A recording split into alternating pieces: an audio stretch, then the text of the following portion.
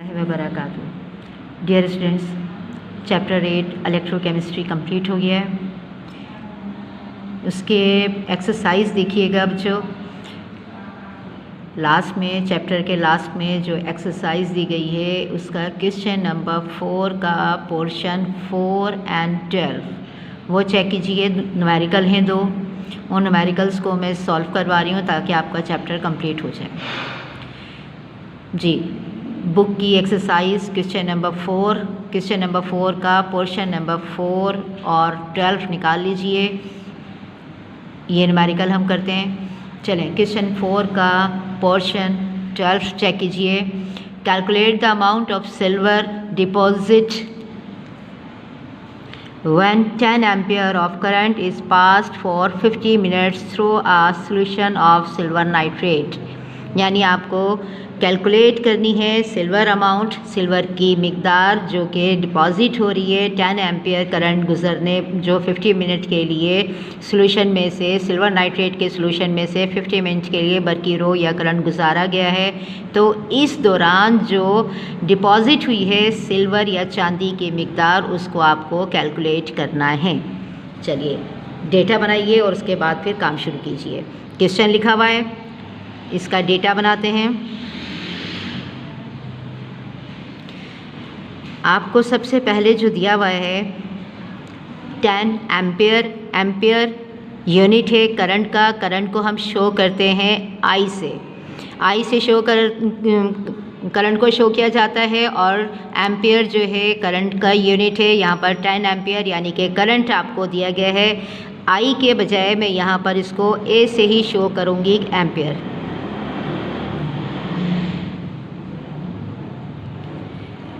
उसके बाद आपको दिया हुआ है 50 मिनट्स यानी कि 50 मिनट्स टाइम।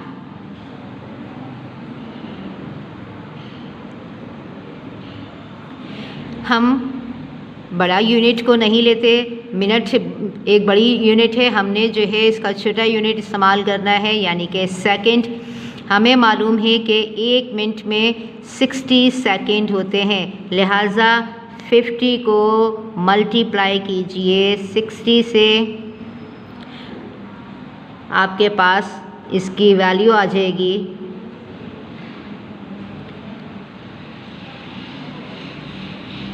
3000 और इसके साथ अब लिखा जाएगा सेकंड। Z आपको सवाल के शुरू में देखिएगा, आपको लास्ट में इसके क्वेश्चन के जो है Z दिया गया है, Z ऑफ सिल्वर यानी कि चांदी का जो है वो आपको इक्विवेलेंट वेट दे दिया गया है। Z जिसको जो शो किया जाता है वो, तो यहाँ पर Z की वैल्यू आप लिख लीजिए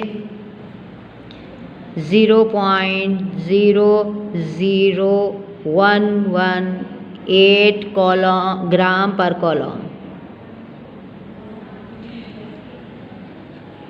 जी, अब आपको जो मालूम करना है वो सिल्वर की जो है वो क्वांटिटी मालूम करनी है, वेट मालूम करना है W। अब फार्मूला अप्लाई करेंगे फैराडे लॉ का।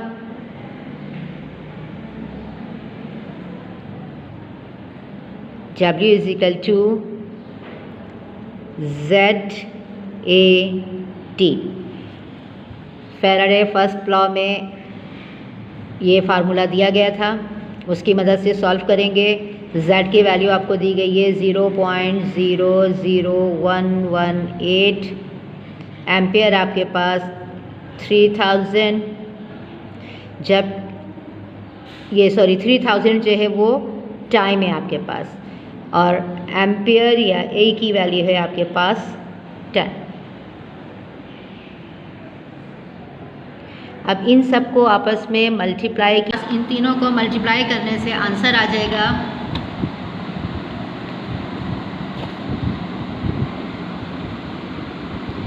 35.4 ग्राम।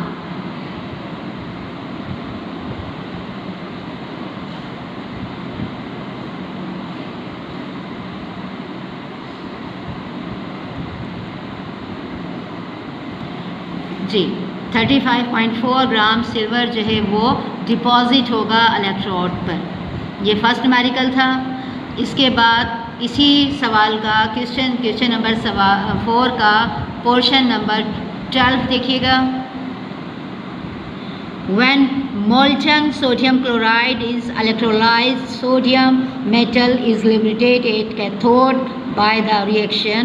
सोडियम आयन इलेक्ट्रॉन को गेन करके सोडियम मेटल में कन्वर्ट हो रहा है। How many grams of sodium are liberated when 5 × 10⁻³ coulomb of electric charge is passed through the cell? Question में आपसे पूछा जा रहा है कि जब पिघले हुए सोडियम क्लोराइड की बर्फपाशीदगी या इलेक्ट्रोलाइसिस उसको किया जाए तो सोडियम धात जो है वो आज़ाद होती है या सोडियम धात जो है वो कैथोड पर हासिल होता है। ये उसका रिएक्शन दिया गया है कि सोडियम आयन जो है वो इलेक्ट्रॉन को गेन करके सोडियम धात में या सोडियम मेटल में कन्वर्ट हो जा रहा है। अब पूछा जा रहा है कि कितने ग्राम सोडियम जो है वो फ्री होगा, आज़ाद होगा, जबकि 3 × 10⁻³ कॉलम चार्ज इलेक्ट्रिक चार्ज या रो बरकी रो जो है उसमें से सेल में से गुजारी जाएगी। वही सबसे पहले हम डेटा बनाएंगे।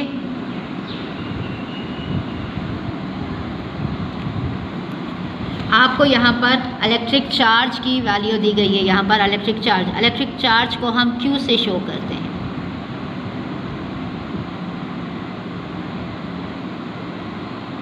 Five × 10⁻³ column.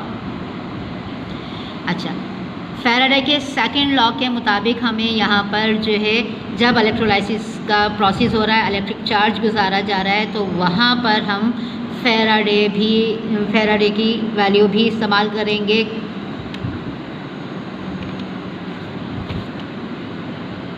फैराडे की वैल्यू कांस्टेंट वैल्यू होती है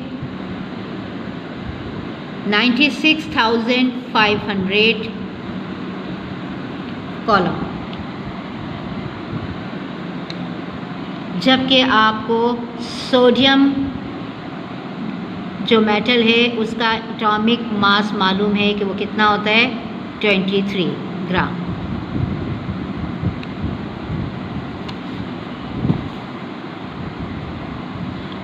अब यहाँ पर आपको दो काम करने, एक तो हमें जो है W मालूम करना होगा कि सोडियम क्लोराइड की मेटल की जो धात का वेट है या वज़न है वो भी मालूम करना है, साथ साथ कि कितनी वो लिबरेट हुई है, और साथ ही साथ उससे पहले हमें इसका ग्राम इक्विवेलेंट वेट भी मालूम करना होगा Z।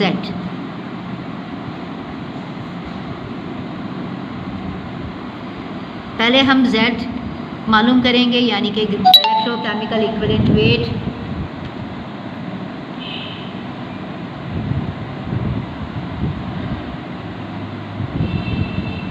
W divided by Q।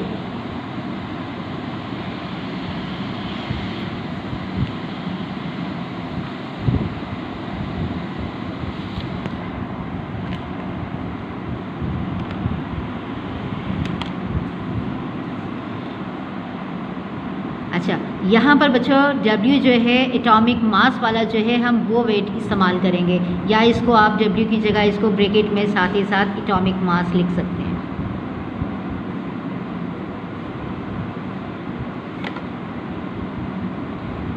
Values put कीजिए 23 डिवाइडेड बाय 96,500।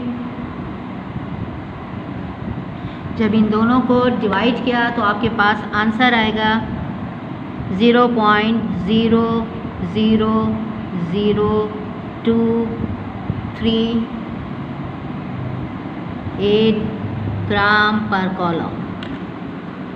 ये आपके पास Z की वैल्यू आ गई। अगला प्रोसीजर, अब हमें वेट इसका मालूम करना है। W = ZQ, उसका फार्मूला लगाइए। Z की वैल्यू जो आपने मालूम की थी वो लिखिए 0.00238 मल्टीप्लाई Q की वैल्यू, Q आपको इलेक्ट्रिक चार्ज जो दिया गया है 5 × 10⁻³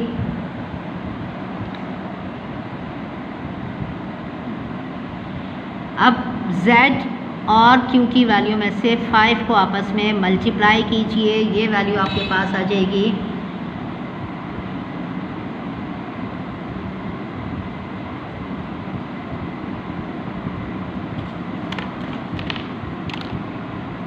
0.00119 into 10⁻³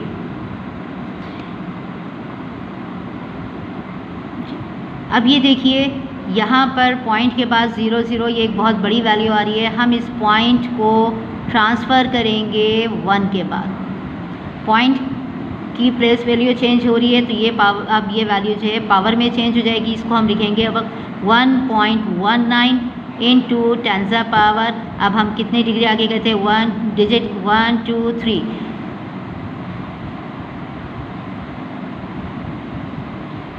3 डिजिट हम आगे गए, लिहाजा पावर माइनस में 3 लिखा जाएगा।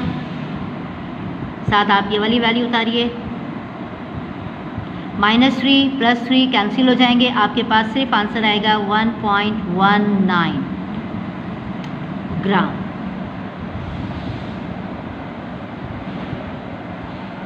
जी बच्चों, यहाँ पर ये दोनों न्यूमेरिकल कंप्लीट हो गए। इन न्यूमेरिकल के साथ साथ ये एक्सरसाइज में जो न्यूमेरिकल दिए गए थे वो मैंने आपको सॉल्व करा दिए। इसके अलावा बुक में देखिएगा फैराडे फर्स्ट लॉ जहाँ पर दिया गया है, फर्स्ट लॉ के बाद 2 एग्जाम्पल सॉल्व हैं, example 1 example 2। Faraday first law की न्यूमेरिकल की एग्जाम्पल सॉल्व एग्जाम्पल 1 और 2। इसके बाद सेकंड लॉ की भी एग्जाम्पल जो सॉल्व एग्जाम्पल दी गई हैं 1 और 2, वो दोनों भी आपको सॉल्व करनी है और रजिस्टर पर लिखनी है। इस तरह से ये आपके 6 न्यूमेरिकल हो जाएंगे। 2 न्यूमेरिकल ये हैं, बाकी दोनों लॉस की सॉल्व एग्जाम्पल 4 हो जाती हैं। ये 6 न्यूमेरिकल होंगे, ये 6 के 6 न्यूमेरिकल सॉल्व कीजिए। इसके साथ ये कुछ आंसर जो हैं ये भी आपने अपने रजिस्टर पर लिखने हैं। नोट्स में से चाहे उतार लें, ये आप काम देखिएगा। ये कुछ सवालात हैं। डिस्क्राइब द प्रोसेस ऑफ निकल प्लेटिंग विद डायग्राम। इलेक्ट्रोप्लेटिंग और निकल प्लेटिंग का जो प्रोसीजर दिया गया है डायग्राम के साथ, वो सॉल्व करना है। इसके अलावा आपको फैराडे इलेक्ट्रोलाइसिस लॉ के फर्स्ट और सेकंड लॉ लिखने हैं। और तीसरा क्वेश्चन है आपके पास, describe structure and working of a dry cell. Dry cell की डायग्राम बनाकर उसका स्ट्रक्चर और वर्किंग लिखनी है। ये 3 सवाल आपको डिटेल में लिखने हैं। इसके बाद ये 6 न्यूमेरिकल्स हैं। हमारा चैप्टर 8 क्लोज़ हो गया है। इंशाल्लाह अगली क्लास में हम चैप्टर 9 स्टार्ट करेंगे एसिड एंड बेस का। जब तक के लिए अल्लाह हाफ़िज़।